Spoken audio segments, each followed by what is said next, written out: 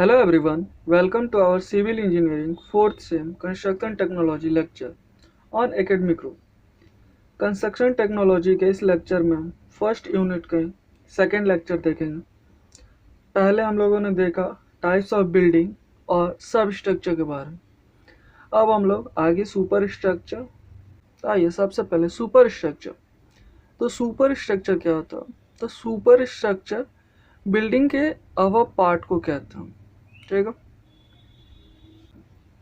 जैसे पिछले क्लास में आप लोगों ने देखा था यहाँ पर कि हम लोग बात कर रहे थे ग्राउंड लेवल के नीचे का सब स्ट्रक्चर।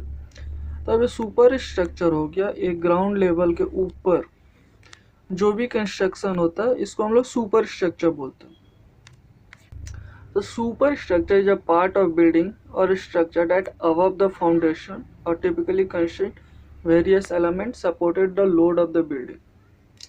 तो देखिए सुपर स्ट्रक्चर हम पहले ही बताएं कि ग्राउंड लेवल के अबव जितना भी कंस्ट्रक्शन होता है या फिर फाउंडेशन के ऊपर जितना भी कंस्ट्रक्शन होता है वो सारा सुपर स्ट्रक्चर का कैटेगरी में आता है। और सुपर स्ट्रक्चर का कुछ डिफरेंट पार्ट्स है। जैसे फर्स्ट है वॉल। तो वॉल किसी भी बिल्डिंग का एक बाउंड्री देता है। बाउंड्री यानी कि आप समझ सकते हैं कि वॉल किसी भी बिल्डिंग को घेर के रखता है, जिसके अंदर ही सारा चीज़ आप रख सकते हैं या फिर एक तरह से सेफ्टी प्रोवाइड करवाता है। This are vertically element that enclose the building and providing structural support. एक वर्टिकली एलिमेंट है जो वर्टिकली स्टैंड होता है और ये बिल्डिंग को इनक्लोज यानी कि कवर करके रखता है और उसका स्ट्रक्चर को सपोर्ट करता है। They are typically made of brick, concrete and other material. ये किस किस चीज़ से बनता है? ब्रिक से, कंक्रीट से और other material. Are design to resist compressive force. और ये इस तरह से डिज़ाइन किया जाता है कि ये कंप्रेसिव फोर्स को यानी कि ऊपर से लगने वाला बल को जिसे कंप्रेस करते हैं तो उस कंप्रेसिव फोर्स को ये रेसिस्ट कर सके। तो देखिए कॉलम और बीम। तो ये जो स्ट्रक्चर आप देख रहे हो, ठीक है, इसको हम लोग कॉलम बोलते हैं। तो कॉलम क्या है? एक वर्टिकली स्ट्रक्चर है, ठीक है। This are vertically structure transmit the load of the building to the foundation. Building का सारा लोड लेने के बाद ये ट्रांसमिट कर देता है किसमें? सॉइल में या फिर फाउंडेशन में, और फाउंडेशन के थ्रू ये सॉइल में लोड ट्रांसफर हो जाता है। ये मेनली किससे किससे बनता है? तो ये रेनफोर्स कंक्रीट, स्टील या फिर अदर मटेरियल से बनता है। और इसको इस तरह से डिजाइन किया जाता है कि ये बैंड ना हो कभी, ठीक है। तो resist bending and compressive force. तो बीम क्या है? हॉरिजेंटल मेंबर है। ये जितना दिख रहा है चारों तरफ ये हॉरिजेंटल मेंबर है। ये क्या करता है? ये support the weight of the floor और रूफ। इसके ऊपर जो फ्लोर है या फिर रूफ है इसको ये सपोर्ट करता है and transfer the load to the column. और सारा लोड लेने के बाद ट्रांसफर कर देता है कॉलम में, ठीक है। और ये भी मेनली किससे बना होता? तो रेनफोर्समेंट कंक्रीट, स्टील और अदर मटेरियल। और ये भी डिजाइन होता है रेसिस्ट कंप्रेसिव फोर्स और बेंडिंग। तो देखिए मेन इसमें डिफरेंस यही है कि ये जो बीम होता है ये हॉरिजॉन्टल होता है, कॉलम वर्टिकल होता है। पूरा लोड को कंट्रोल करके रखता है या फिर वेट को उठा के रखता है कौन? बीम अपने ऊपर सारा वेट को उठा के रखता है किसी फ्लोर का या फिर रूफ का। उसके बाद वो सारा लोड को ट्रांसफ़र कर देता है कॉलम में, और कॉलम उसको ट्रांसफ़र कर देता है फाउंडेशन में, और फाउंडेशन के थ्रू सॉइल यानी कि अर्थ में, ठीक है। विंडो के नीचे जो स्पेस रहता है, ठीक है, उसको हम लोग सील बोलते हैं। और विंडो के ऊपर ये डोर या विंडो कहीं भी हो सकता, तो ये डोर या विंडो के ऊपर जो स्पेस रहता उसको लिंटल बोलते हैं, ठीक है।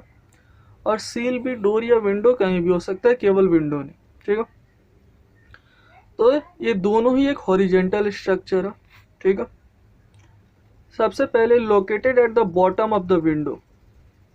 तो मेनली यहाँ तो ज़्यादा कुछ नहीं लिखा हुआ, तो ये विंडो के नीचे लोकेटेड होता है और इसका काम ये होता है कि ये विंडो को स्टेबल रख सके, ठीक है।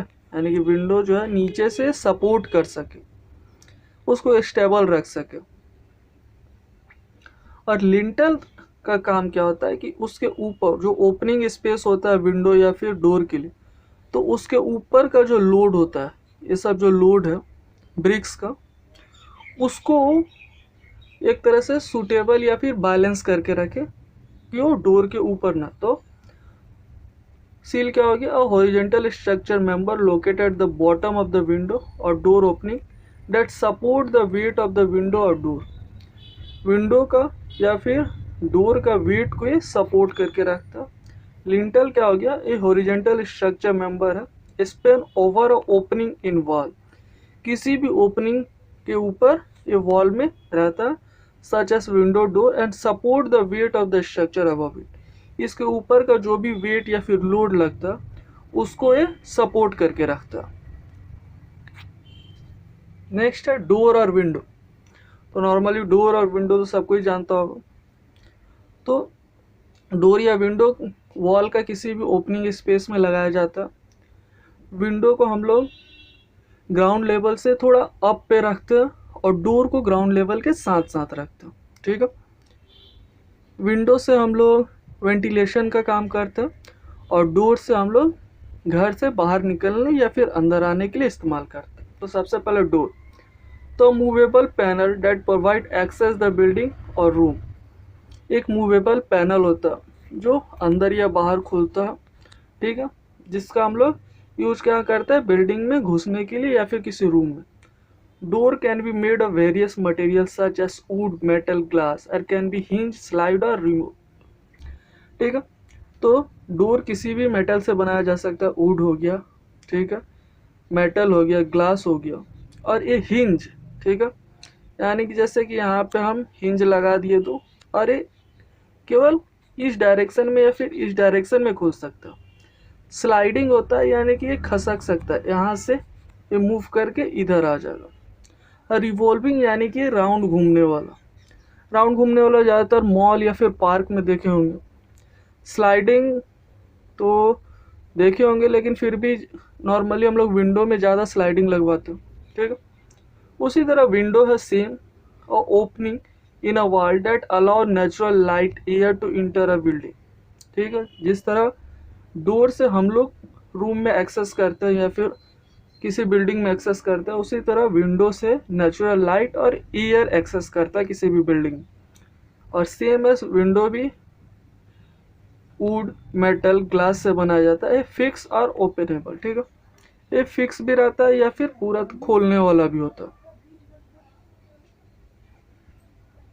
तो फिर आता है फ्लोर और स्टेयर। तो फ्लोर, तो ये फ्लोर है, ठीक है। तो फ्लोर क्या है, horizontal surface for a building provide space for occupant to walk और प्लेस फर्नीचर्स, ठीक है। एक ऐसा स्पेस प्रोवाइड कराता है जहां हम लोग अपना आ जा सकते हैं, ठीक है, या फिर कोई भी फर्नीचर रख सकते हैं जैसे bed, chair, table etcetera. Floor भी बहुत सारे मटेरियल से मिलके बनता है such as concrete, would, tiles can be supported by beam, columns और वॉल। और फ्लोर को कौन सपोर्ट करता, तो बीम, कॉलम्स और वॉल, इस सब मिलके फ्लोर को सपोर्ट करते हैं। फिर आता है स्टेयर। तो स्टेयर किसी भी बिल्डिंग को एक फ्लोर से दूसरे फ्लोर में एक्सेस करने के लिए यूज किया जाता है। The stair, these are vertically or inclined structure that provide access between different level of building। यानी कि डिफरेंट लेवल यानी कि फर्स्ट लेवल से सेकंड लेवल पे, ठीक है, फर्स्ट फ्लोर से सेकंड फ्लोर पे। और ये भी मेड किससे होता है, reinforcement, concrete, steel, other material.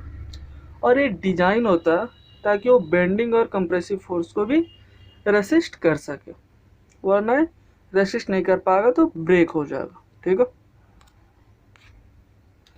Next आता है रूफ और पारापेट वॉल। तो रूफ एक तरह से बोल दीजिए कि टॉप मोस्ट कवर होता है, किसी भी बिल्डिंग को कवर करता है, ठीक है।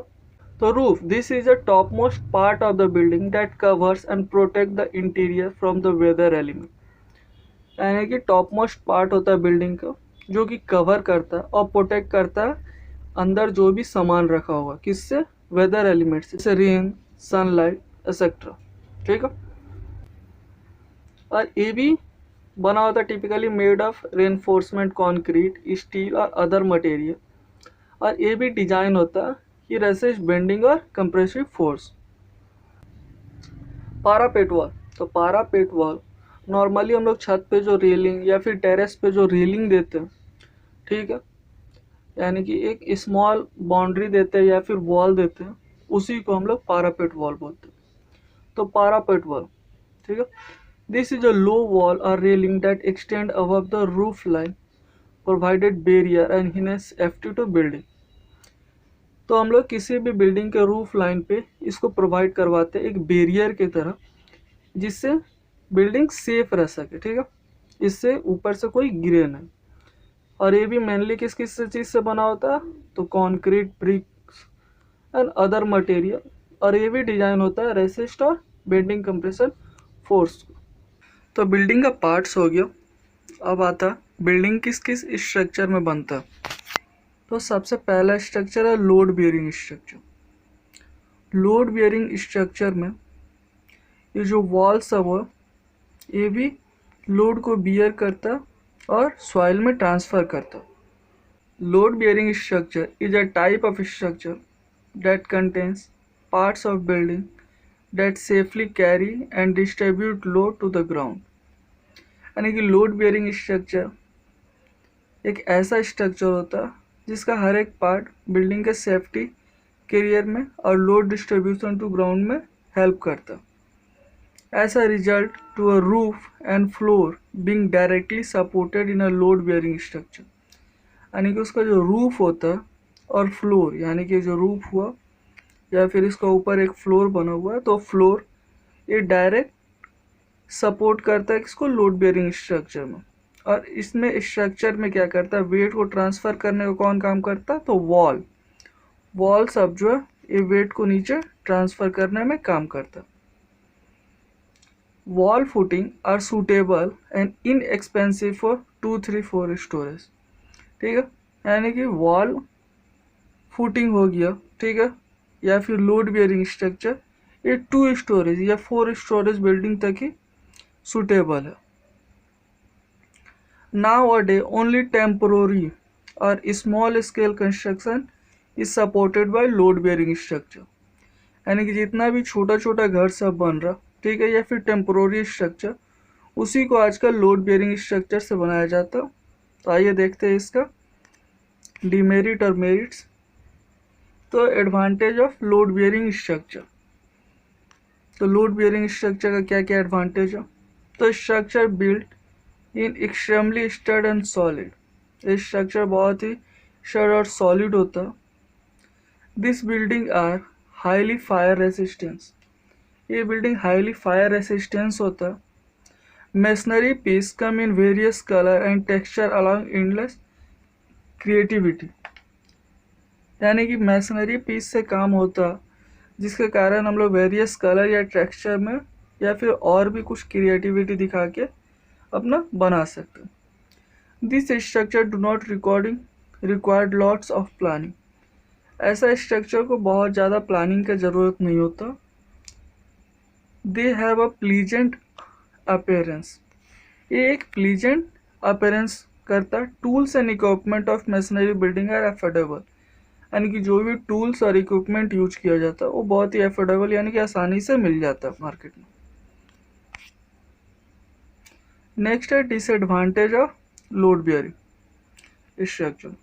तो देखिए इसका डिसएडवांटेज क्या, this structure perform badly during earthquake. अगर अर्थक्वेक आ गया तो ये अच्छा परफॉर्म नहीं करता। अर्थक्वेक का इम्पैक्ट इस टाइप्स के बिल्डिंग में बहुत ज़्यादा होता। They involve extensive use of machinery unit, there construction demand more works, ठीक है।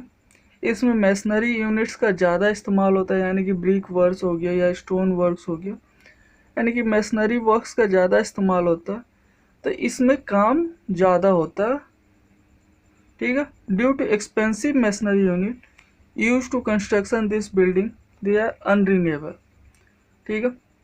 तो इसमें एक्सपेंसिव मशीनरी यूनिट्स का यूज होता है कंस्ट्रक्शन में, तो ये रियलेबल हो जाता है, ठीक है। This types of structure are heavy, ऐसा स्ट्रक्चर बहुत ही ज़्यादा हैवी होता है।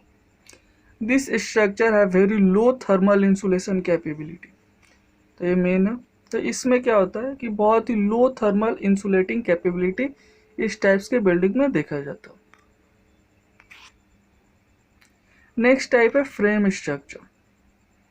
तो देखिए फ्रेम स्ट्रक्चर देखने से ही लग रहा कि ये फ्रेम डिजाइन कर रहा है, ठीक है।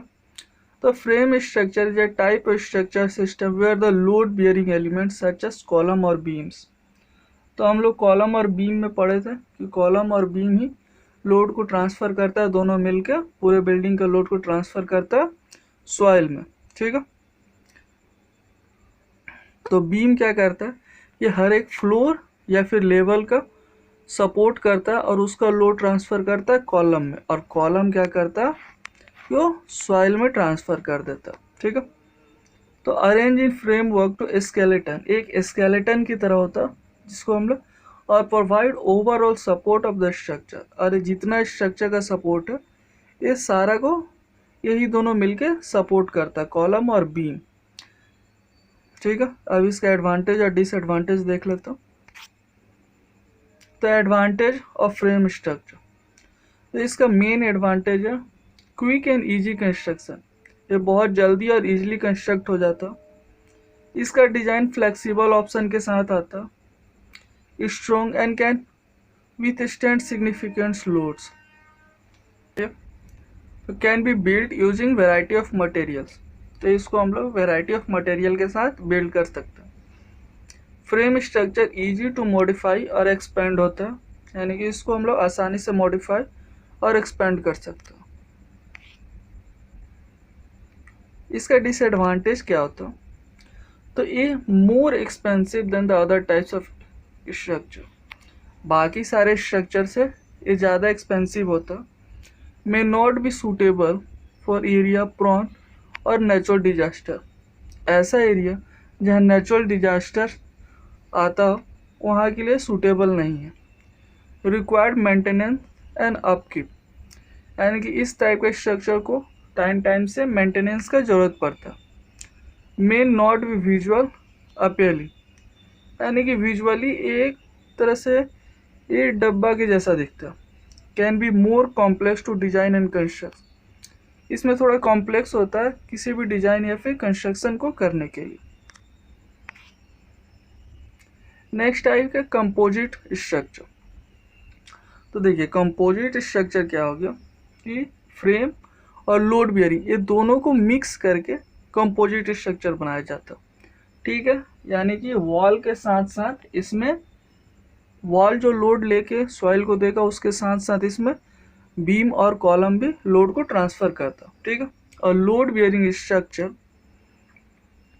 And a frame structure combine to form a composite structure, यानी कि दोनों स्ट्रक्चर को हम लोग कंबाइन किए हैं इसमें कंपोजिट स्ट्रक्चर में। While internal column and beam structure में भी सपोर्टेड फ्लोर, इसके अंदर का जो कॉलम होता है और बीम ये तो सपोर्ट करता है फ्लोर को और सीलिंग को, और जो एक्सटीरियर वॉल होता है वो लोड बियरिंग स्ट्रक्चर की तरह वर्क करता है, ठीक है। This structure are often use in industrial sets और warehouse with long span, यानी कि इस तरह के स्ट्रक्चर जो होता है इंडस्ट्रियल शेड बनाने में या फिर वेयर हाउस बनाने में इस्तेमाल किया जाता, जिसका बाहरी वॉल तो लोड बियरिंग स्ट्रक्चर की तरह वर्क करता, लेकिन अंदर का जो सपोर्ट होता वो बीम और कॉलम पे होता। अब इसका एडवांटेज डिसएडवांटेज देखते हो, ठीक है। इसका एडवांटेज है heat and electricity are not concern for composite building, ठीक है। हीट और इलेक्ट्रिसिटी इसमें कंसर्न नहीं करता। Composite structure are lighter than conventional one, make them simply to carry और इरेक्ट, ठीक है। तो कंपोजिट स्ट्रक्चर लाइटर होता बाकी सारे स्ट्रक्चर से, और इसको हम सिंपली मेक कर सकते। इंजीनियर में design building to suit their demand since the structure are versatile, engineer इसको किसी भी डिजाइन में सूट कर सकता है जैसा भी स्ट्रक्चर या वर्सेटाइल नेचर होगा या फिर डिमांड होगा। डिसएडवांटेज क्या क्या, तो high raw material cost and usually high fabrication and assembly cost, poor strength, इनमें out of plane direction where the matrix carry the primary load। ठीक है, तो इसमें क्या होता है कि रॉ मटेरियल का कॉस्ट या फिर फैब्रिकेशन का या फिर असेंबली का कॉस्ट बहुत ही हाई होता है, जिसके कारण बहुत बार हम लोग को पुअर स्ट्रेंथ भी मिलता है। कंपोजिट स्ट्रक्चर्स था susceptible to impact damage and have greater difficulty to repair than the metallic structure, यानी कि इसका जो स्ट्रक्चर होता है वो अगर डैमेज हो जाए तो बहुत ही ज़्यादा डिफ़िकल्ट होता है इसको रिपेयर करने में, क्योंकि ज़्यादातर ये मेटेलिक स्ट्रक्चर से बना होता। तो उम्मीद करता हूँ आपको ये वीडियो पसंद आया होगा, और सिविल इंजीनियरिंग 4th सेम से रिलेटेड किसी भी डाउट के लिए आप कमेंट में क्वेश्चन कर सकते हैं। Thanks for watching this video. Please like, comment and share this video.